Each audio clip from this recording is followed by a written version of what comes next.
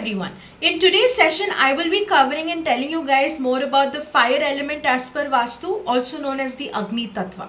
So when we learn about Agni, or before we actually start about learning about the zones that are associated, the design considerations, the metal that is associated, and also the activity zones that can be placed in this space, let me just give you a quick understanding of what exactly are the attributes that are associated to the zone and how exactly the transition happens.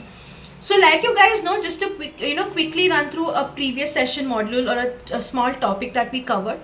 When we learned in the air element, we realized that out of all the zones, the east-southeast of the air zone is where the transition happens. That is where air is converted into fire, right? And how exactly this happens is when we looked or learned about the air element, the air basically deals with plants, because this is the place where they produce oxygen, and these are ones which actually hold together. So one of the predominant material naturally available to us from plants is wood. So when wood is actually put on fire or fire is created, or this is where it is ignited. So that is why fire plays a very important role in the transition from actually the wood, from taking it from plants, that is from the air element, converting into the fire element, is happening in the east-southeast zone. That's why it is called as a transition zone. Alright. So now that we've understood how exactly air transitions to fire, let us try to understand the attributes that are associated to fire. Firstly, let us try to understand the zones that are associated with the fire element. First one is the southeast, second is the south-southeast, and third is the south. The first, that is the southeast, is associated with materials, money, luxury, those aspects. The south-southeast is basically associated with power and confidence, and the south zone is associated with fame, recognition, and relaxation bits. So these attributes are predominantly governed by the fire element. The reason being, fire is the one that ignites passion or anger or aggression, or actually the effort to go about getting or achieving those.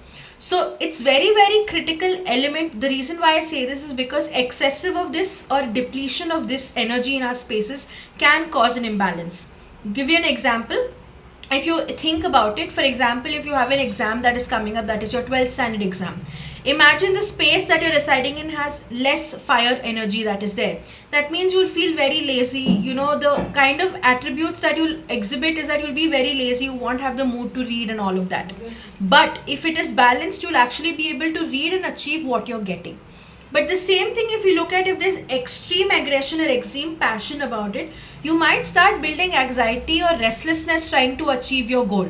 So these are the variations of how you can take up the attributes that are associated with fire and actually implement it into your space. Now that you've understood the zonal attributes or the zones that are associated with the fire element, let us try to understand the shape that is associated with it.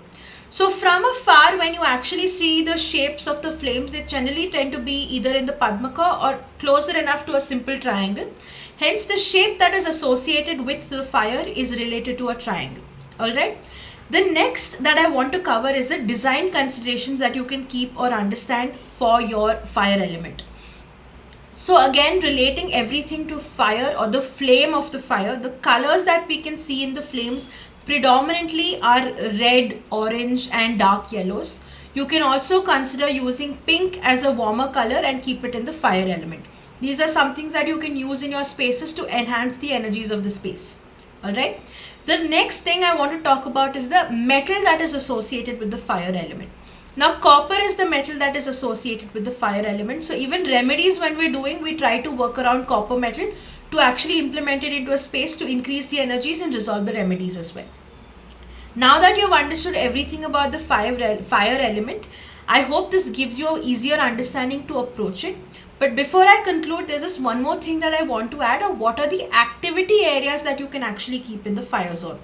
So the basic fundamental thing is, of course, the stove, the burners, the microwaves, the microwaves or the geysers, the generators, all of these can be placed as per Mahavastu in the southeast, south-southeast and south zone, basically the fire elements.